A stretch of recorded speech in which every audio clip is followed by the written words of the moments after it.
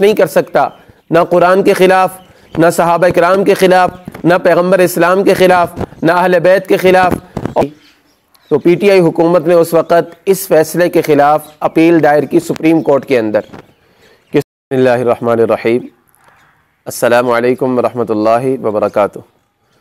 मेरा नाम खलीलुर्रहमान शाह और आप हज़रात मेरा YouTube channel Khalil Shah speeches देख रहे हैं।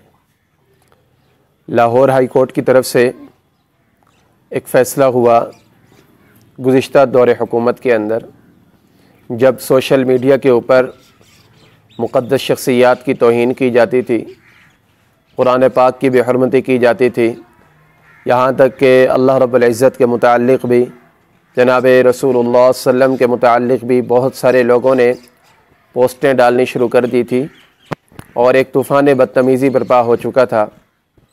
तो लाहौर की कुछ टीमों ने, वकला की टीमों ने यह फ़ैसला किया कि हम इसके ख़िलाफ़ एक्शन लेते हैं और कोर्ट के अंदर अपील दायर करते हैं।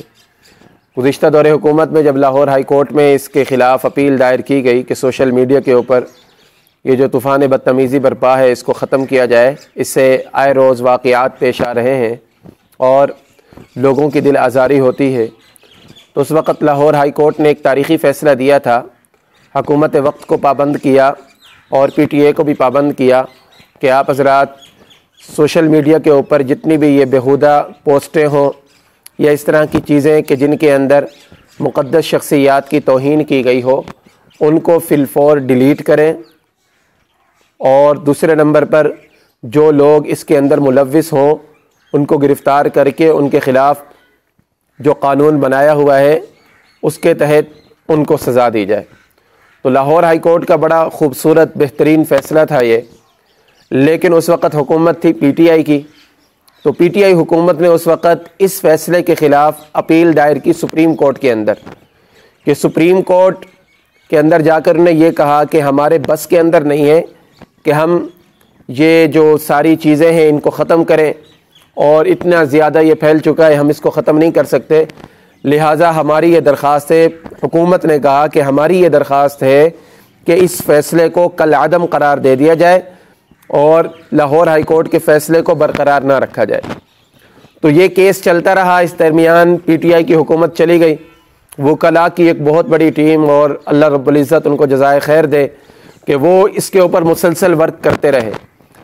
कुछ अरसा पहले वकला की टीम ने जब जजों के रिमार्क्स देखे तो उनके ऐसे मालूम हुआ कि कहीं ये फ़ैसला सुप्रीम कोर्ट ख़त्म न कर दे। वो मजहबी जमातों के पास आई, काबिल ज़िक्र उसके अंदर टीएलपी और अहले सुन्नत वल जमात, ये दो जमातें, या इसके अलावा बाकी जमातें भी जिनके बारे में मैंने सुना, देखा या पढ़ा है, ये दो जमातें मुझे पता है कि इनके कायदीन के पास भी गए कि आप इस फ़ैसले के अंदर फ़रीक बने। ये जो हुकूमत ने रिट दायर की हुई है, हुकूमत के ख़िलाफ़ आप फ़रीक बने ताकि जजों को पता चले कि ये कोई एक दो बंदे नहीं हैं जो वकला की टीम है, सिर्फ ये नहीं बल्कि इसके पीछे लाखों की आवाम खड़ी है। जब ये हजरात गए, ख़ास तौर पर अल्लामा औरंगज़ेब फ़ारूक़ी साहब, हाफिज़ साद हुसैन रिज़वी साहब जो बाबा ख़ादिम रिज़वी साहब के फ़र्जंद हैं, ये दो हजरात सुप्रीम कोर्ट के अंदर गए। इन्होंने अपनी जमात की तरफ से, या बाकी जो हजरात हैं, मुझे पता नहीं है कि कौन कौन इसके अंदर था, ये दो हजरात चूँकि मीडिया के ऊपर आए मुझे इनके मुताल्लिक पता है। जब ये हजरात गए, आप जानते हैं कि इनके पीछे लाखों की आवाम है। जब ये सुप्रीम कोर्ट के अंदर पेश हुए और उन्होंने जाकर ये बात की वहाँ पर कि अगर आप इसको ख़त्म करते हैं तो माजी के अंदर जो वाक़यात पेश आते रहे हैं कि जो भी तौहीन करेगा, अगर कानून उसके ख़िलाफ़ नहीं बना होगा तो आवाम एक्शन लेगी, जिसकी वजह से मुल्क के अंदर अनारकी फैलती है और मुल्क के अंदर खाना जंगी होती है। और ये बात है कि कोई भी मुसलमान इस तरह की तौहीन बर्दाश्त नहीं कर सकता, ना कुरान के ख़िलाफ़, ना सहाबा इकराम के ख़िलाफ़, ना पैगम्बर इस्लाम के ख़िलाफ़, ना अहले बैत के ख़िलाफ़, और किसी भी मजहबी शख्सियत के ख़िलाफ़ ये कोई भी मुसलमान तौहीन बर्दाश्त नहीं कर सकता। लिहाजा आपसे गुजारिश है कि लाहौर हाई कोर्ट का जो फ़ैसला था उसको बरकरार रखा जाए और ये जो पिछली हुकूमत ने जो अपील दायर की थी इसको वापस किया जाए।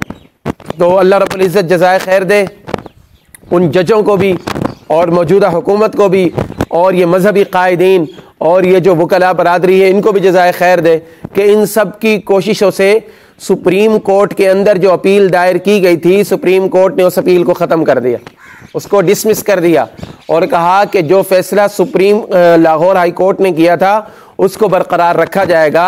यानी क्या फ़ैसला हुआ कि जो शख्स भी सोशल मीडिया के ऊपर किसी भी मजहबी शख्सियत की तौहीन करेगा, कुरान पाक की तौहीन करेगा, या कोई पोस्ट लगाएगा या कोई वीडियो बनाकर डालेगा, तो हुकूमत पाबंद होगी कि उसको ख़त्म करे, उस वीडियो को डिलीट करे। पीटीए पाबंद होगा कि उस चीज़ को डिलीट करे और फिर उसके बाद उनके खिलाफ कानूनी कार्रवाई की जाएगी। ये एक बहुत बड़ी कामयाबी है हमारे लिए कि इतना तारीख़ी फ़ैसला किया गया। इस बात के ऊपर मैं आप तमाम हज़रात को मुबारकबाद पेश करता हूँ और ख़ास तौर पर वकला बरादरी के हम शुक्रगुज़ार हैं कि उन्होंने ये बहुत तारीख़ी फ़ैसला करवाया सुप्रीम कोर्ट से। और इस हुकूमत के अंदर अल्लाह रब्बुल इज़्ज़त इस हुकूमत को भी जज़ाए खैर दे कि हम देख रहे हैं कि दिन ब दिन अच्छे फ़ैसले आ रहे हैं। सूद के मुताल्लिक भी आप हज़रात ने सुना कि सूद के ख़िलाफ़ भी हुकूमत ने फ़ैसला दिया और ये मजहबी शख्सियात के हक़ के अंदर भी ये हुकूमत ने ये काम करवाया है। तो ये एक मौका था, तो मैंने सोचा आप हज़रात के साथ ये बात शेयर भी की जाए।